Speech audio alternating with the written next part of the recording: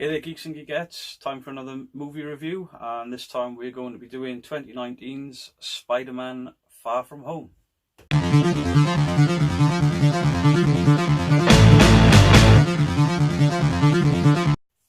So, Spider-Man Far From Home was released by Marvel in conjunction with Columbia Pictures, aka Sony. I'm still unsure how that deal works, whether Marvel are going to win the rights back. But I did read that basically if Spider-Man Far From Home makes $1 million, then, or was it $1 billion? $1 billion, $1 million. If it makes $1 million, everyone will be very disappointed. If it makes $1 billion, then basically Marvel can continue to use Peter Parker and Spider-Man in their cinematic universe, whereas if it failed to reach the $1 billion mark, then the reverts will revert back solely to Sony and the Sony cinematic universe.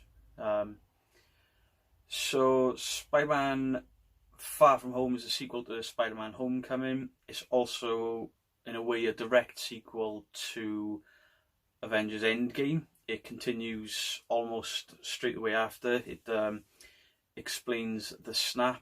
What happened to the people in the snap, where they were gone and then they came back. Everyone else has aged 5 years, which leads to some funny moments. I left this film, I didn't watch it on release like I normally do with Marvel films, because Endgame was still so raw and still resonated with me. So I left it a while. Avoided all the spoilers, luckily. So anyway, the film is directed by Jon Watts and it's written by Chris McKenna and Eric Summers. Movie stars Tom Holland as Peter Parker, and Samuel L. Jackson plays Nick Fury, sort of, and Zendaya plays this MCU version of MJ, which is very different to any other MJ, but it works. I'm quite a fan of them not retreading ground of all the other movies, and doing their own version of the comics, which is cool. Also, Jake Gyllenhaal is in it, and Jake Gyllenhaal plays Mysterio, aka Quentin Beck, and he nails it. He really does nail it. So before we go any further, this is going to be a spoiler review, as it says in the title, spoiler review, Spider-Man Far From Home. So we'll get into some quite heavy spoilers, including the after credit scenes. So basically, Jake Gyllenhaal's character flies in as a superhero. Nick Fury and Maria Hill see him basically take down an elemental version of the Sandman. And when you're watching the film, keep your eye on the license plates. Because I double checked when I go home, and the license plates would have, for example, ASM 235, which is Amazing Spider-Man, and then the issue number of the first appearance of not the Elementals, but the Spider-Man villains: Hydro Man, Molten Man. What was the Wind Guy? We'll just call him Wind Guy because I'll be here all day otherwise. So yeah, there's hints. There's a scene with a boat, and I'm pretty sure that was a comic book reference. The boat number was a reference to Hydro's first appearance in the comics. So there's a lot of nods to the original comics, and it's really cool. I like Jake Gyllenhaal. I think he's an incredible actor. But when he was signed on to play Mysterio, I was unsure, because Mysterio, to me, is one of my favourite Spider-Man villains. Is an odd-looking guy with like a bowl cut and having, sort of this Hollywood heartthrob play him. I wasn't impressed, or wasn't sure, sorry. But he nailed it. He really did nail it. Obviously, spoiler territory here. He does, in fact, turn out to be a villain, unlike what the trailers lead you to believe. And I think anyone that's a Spider-Man fan would have known that, which I'm glad of. If they'd kept him as some sort of superhero, no. But Jake Gyllenhaal went from being this cheesy, over-the-top friendly, too nice a guy and quite sickly, and I knew why he was being that way. He was trying to get Peter Parker to see him as a father figure, to remind him of Tony Stark. What then happens is Jake Gyllenhaal switches. His entire story sort of comes out using Bath technology, which he believes Tony Stark didn't give him the credit for or stole it from him. And basically this whole thing is he's setting himself up or creating through illusions, special effects, stunt work, holograms. He's setting himself up as the next Iron Man to steal Tony Stark's thunder, because Tony Stark stole the Bath idea in his mind. But when he turns, he instantly turns into Jake Gyllenhaal from Nightcrawler. He is psychotic. You're waiting for him to burst, and he nails it. He does really well. It's almost like he's playing dual roles. He's an actor playing an actor, and then you see the real Quentin Beck. And they also flashback to Quentin Beck's team, which is also really cool, because the guy that gets berated in Iron Man 1 by Obadiah Stane, and Obadiah Stane screams something along the lines of, "Tony Stark built a suit from scraps." And then this guy comes back as one of the designers for the Mysterio character, because in this film he is a character, which does fall in line with the comics, because Mysterio in the comics was a stuntman who was good at what he did, and he used illusion. And this almost does that, but in a modern setting, which is cool. Also, there's a lot of nods to the old comics, like the fight in the fairground with it's not Mysterio that he fights with the first time, it's one of the elementals, or the created elementals, and that works and reminds you of the comics if you've read them. But then it's almost like Inception and Doctor Strange. There's these illusions inside of illusions, and at one point Mrs. Geek looks at me and says, "I can't tell which is truth, reality, and which isn't." And I'm like, well, that's the point. And I was confused, and that's good. And obviously, it sets up Peter Parker's spider sense and how he uses his spider sense. It's been a bit off since the snap. But at the same point, Aunt May refers to it as his Peter Tinkle. It's a really, really funny part, and it gets called it a few times. Also, Jon Favreau returns as Happy Hogan, and he plays a much better part in this than in Far From Home. Homecoming. He's quite obnoxious, uncaring, and he was Happy Hogan, but he wasn't very likable. But this movie, he comes through for Peter, and maybe it's because he's trying to bang his auntie, but yeah, Aunt May and Happy Hogan are apparently going at it. So anyway, the premise of the movie is Peter Parker and his school friends that didn't get snapped, obviously with kids that are aged 5 years and are now 16 with them. They go on a trip to Europe, and they go to Prague.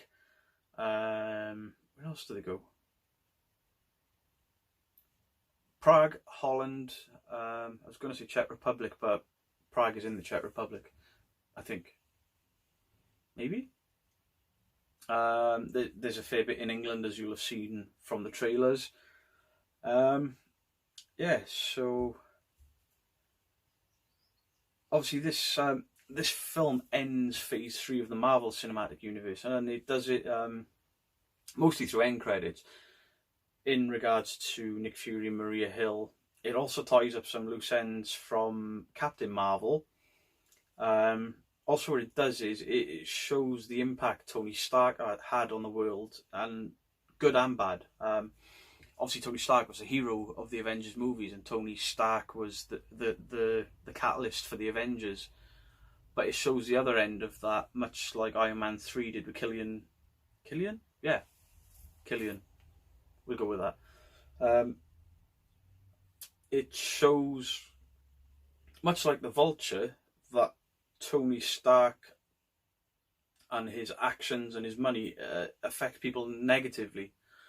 But Mysterio is a different villain to the Vulture. Oh, I loved Michael Keaton's Vulture. Considering they've taken two of the most out there villains, they've done a good job. As I said, I'm a fan.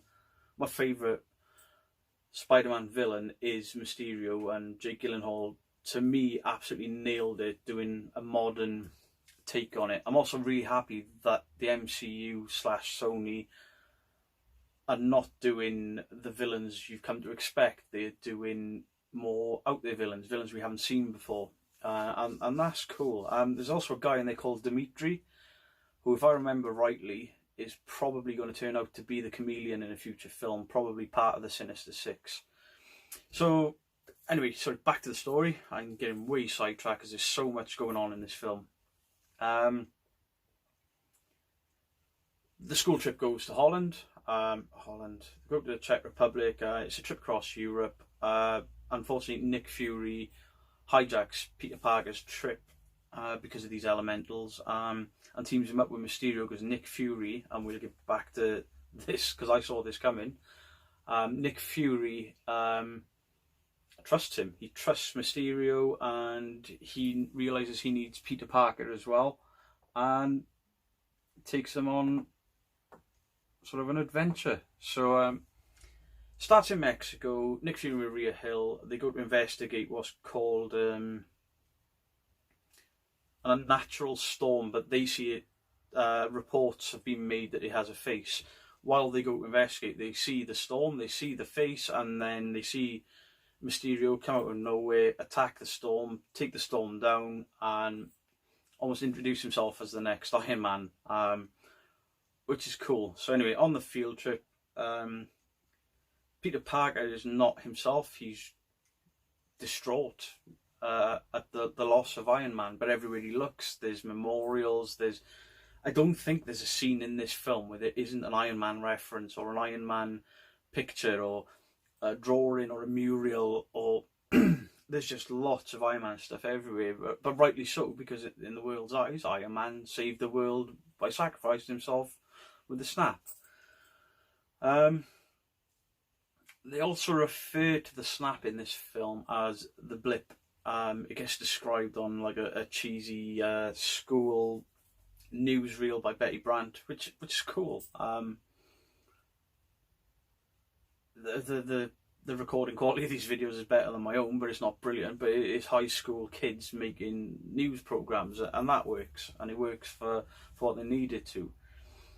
So when Peter Parker is in Venice, he's attacked by what I would call Hydro Man, but he's later told by Quentin Beck that they're elementals. So Beck arrives, destroys two creatures in front of Nick Fury and then Peter Parker. They then recruit Peter Parker almost against his will because he wants to be a normal teenager and enjoy his trip. He actually ghosts Nick Fury's phone calls. Leads to some comedic values. And Nick Fury in this film is actually funny. He doesn't get much comedy in the other films, but he does in this, and I didn't like it until the twist at the end, and then all of a sudden the funny, trusting Nick Fury made sense, but we'll get there. So anyway, Fury gives Peter Parker a pair of Tony Stark's glasses, the blue glasses that we saw in Infinity War. The blue glasses contain Edith, which is another of Tony's anagrams. It's not an anagram. It's really not an anagram. I can't think of the word, but Edith, even in death, I'm the hero. And basically Peter Parker controls Edith like Tony Stark would, and accidentally calls in a drone strike to kill a classmate he's jealous of, which is a good action sequence, but also comedic, and it works. It turns out that the multiverse that Quentin Beck is selling as the reason for the elementals is all a lie. That there are no elementals. It's not even Hydro Man or Sandman. there are no beings as such. It is all computer generated imagery and holograms and technology based around Bath. And these glasses were Tony Stark's key to his world of Bath. And Mysterio gains Peter Parker's trust to get these glasses. Once he gets these glasses, the illusions become more grandiose and more believable. And even when Peter Parker figures out what's going on, he's still in for a hard time, because even an audience member, you can't work out what's real or not. But we don't have a spider sense. Spider-Man does. And eventually that's what undoes or stops Quentin Beck. Now, at the end of the film, Peter Parker does defeat Quentin Beck. Dare I say, he kills him. But this is Quentin Beck Mysterio. I don't think he's dead. I think he will be back. I think he will be one of the main reasons, or one of the founding members of the Sinister Six, along with what I think we've already seen as Chameleon, alongside Vulture, Shocker, and the Scorpion. So we've got a few members there already, and that team revolves in its lineup, so they don't have to stop there. With a bit of luck, we'll get Venom in, because everyone loved that film, despite the critics saying it was absolute rubbish. So I'd be cool to see Tom Hardy's Venom come into this Spider-Verse and into the MCU. So yeah, the action scenes in this film, as part of Mysterio's hallucinations, Peter Parker's hallucinations through Mysterio, they're epic. The last time I saw special effects this intense was Doctor Strange. It's a similar vibe almost, to a point where somebody actually calls, "Are you with Mr. Strange?" I think it's Aunt May says, "Are you with Mr. Strange?" And he's like, "No, it's Doctor Strange, but I'm with Mysterio." So in this movie, MJ also sort of deduces that Peter Parker is in fact Spider-Man. Spider-Man doesn't, or Peter Parker doesn't admit to it. Says, no. Well, actually, yeah, it was. MJ is then shocked, because she was only 67% sure that Peter Parker was Spider-Man.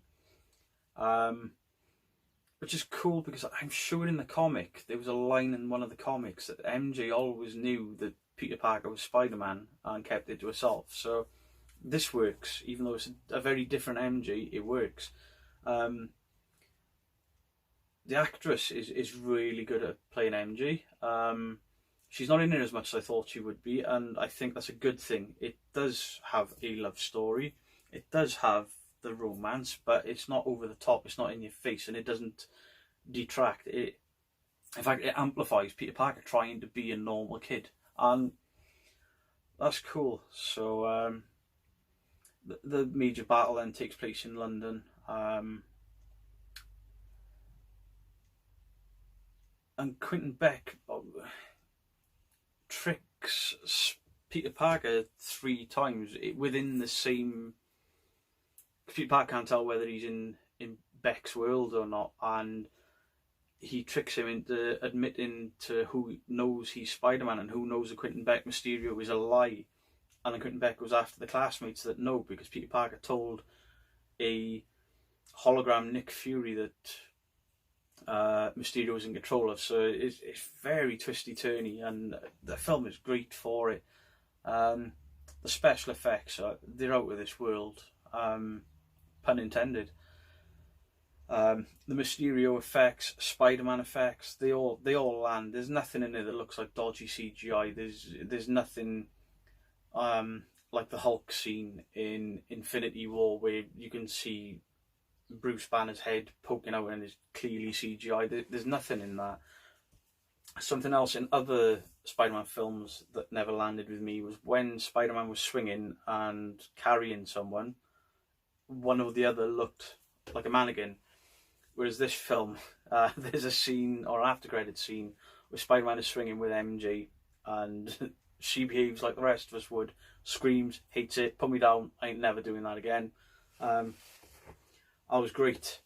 So in that mid-credits scene, James Jonah Jameson turns up on a New York sort of TV in not Times Square, but sort of one of the major corners, and he's actually played by the same James Jonah Jameson actor from the original Spider-Man trilogy, and that's something.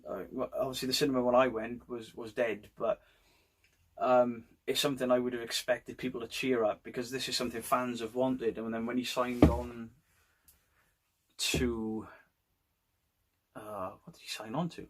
The DC Extended Universe as Jim Gordon. Everyone's like, oh, we'll never get to see him play.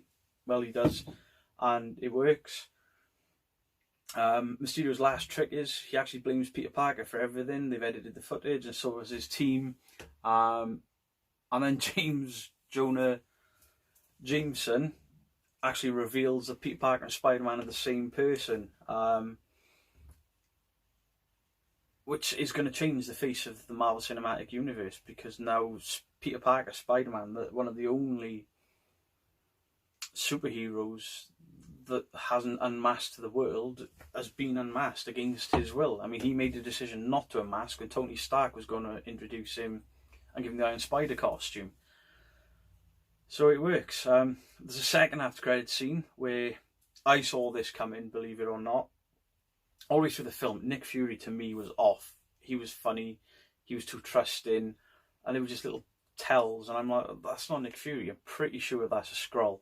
And then, lo and behold, the end of the film, Maria Hill and Nick Fury are indeed both Skrulls, and Skrulls we've seen before, or one of them we've seen before, which is Talos from Captain Marvel. It then shows that Nick Fury has been sunning himself up on a space station. Or the scene he was in, he was sunning himself up. I'm pretty sure he's starting, I believe it was called Sword in the comics, which is the space-bound version of S.H.I.E.L.D. And that's cool. So yeah, the cast was Tom Holland as Peter Parker, Spider-Man, Samuel L. Jackson as Nick Fury, Zendaya as MJ, Kobe Smulders as Maria Hill, Jon Favreau as Happy Hogan, JB Smoove as Julius Dell. He's Parker's teacher. His role is quite funny. The guy is absolutely useless as a teacher, but he's funny and likeable. Jake Gyllenhaal as Quentin Beck / Mysterio, and Marissa Tomei as May Parker. I still haven't got used to May Parker getting younger every time a new Spider-Man franchise is released, or a new Spider-Man trilogy, whatever. But she's good in it. My aunties are not old, and I'm old. So yeah, his auntie wouldn't be an old dear like in the sort of the 60s, 70s. Times have changed and the film has moved with it, and that's cool. Sorry, just checking my notes, see if there's anything I've missed. J.K. Simmons, that's the actor who once again has reprised himself as J.K. Simmons. So if I have to give this movie a mark out of 5, a strong 4. I preferred it to Homecoming, I think. I don't know, I'd have to watch Homecoming again. The reason I left it so long was Endgame and Infinity War so epic in scope that I had to sort of have a little break from Marvel and reset, because if I had watched this straight away, I might not have enjoyed it as much because it's not as epic in scope. But having a few weeks break between the movies, it worked.